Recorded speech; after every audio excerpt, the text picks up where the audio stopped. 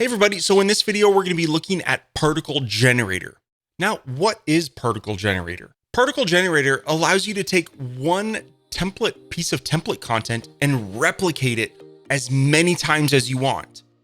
But not only that, it allows you to inject what I'm calling particle data so that each bit can potentially be a little bit unique. So for example, in these two demos, if we look here, I have a sentence saying hello, and then the name of our friend is unique for each line. And if we look here, I'm generating 50 boxes. And of these 50 boxes, it can randomly change by size and color.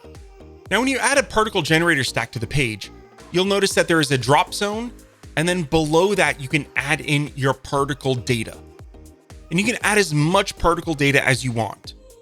Let's look at the examples here. So inside this demo, you'll notice that inside the drop zone, all I've done is added a header stack. And then inside that header stack, I've added these little curly braces with the word name. That helps us inject our particle data into our content. Let's go ahead and if we look at this particle data, let's look at the settings. Here I set my name of my macro to be name.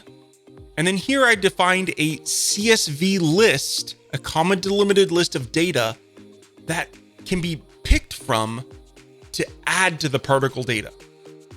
So in this particular particle generator, let's look at the settings. Here I'm generating 5. Okay.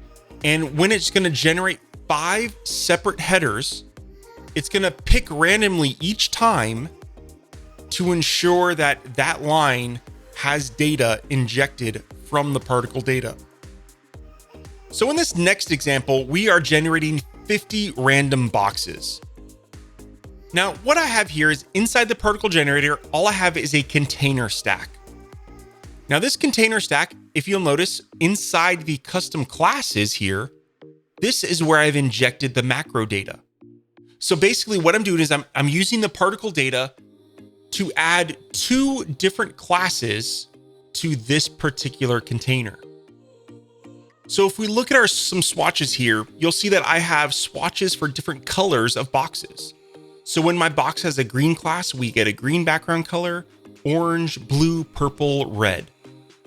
And if we notice I have sizes, essentially with the size swatches, when I add the small, medium, large, or extra large, it changes the actual sizing of my box.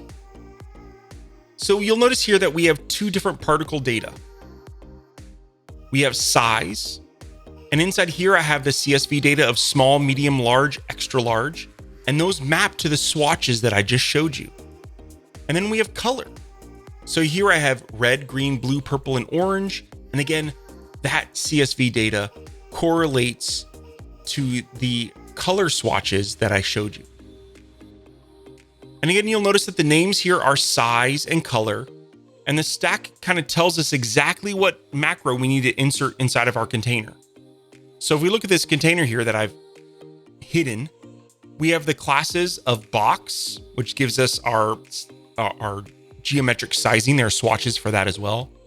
And then we inject our size, which is going to be either small, medium, large, or extra large, and then inject the color, which will give us one of our background colors.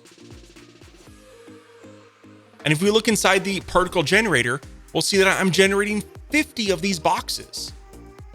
Now, just for fun, let's go ahead and turn off the no sequential duplicates.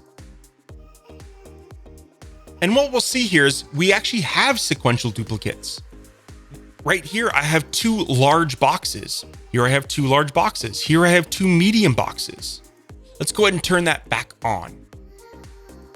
Now you'll notice that we have 0 duplicates. We never have 2 squares of the same size or the same color directly next to each other. So I'm excited to see what you do with Particle Generator. It's a really powerful stack that can, if you need something like this, will save you a ton of time. So enjoy Particle Generator and can't wait to see what you build with it.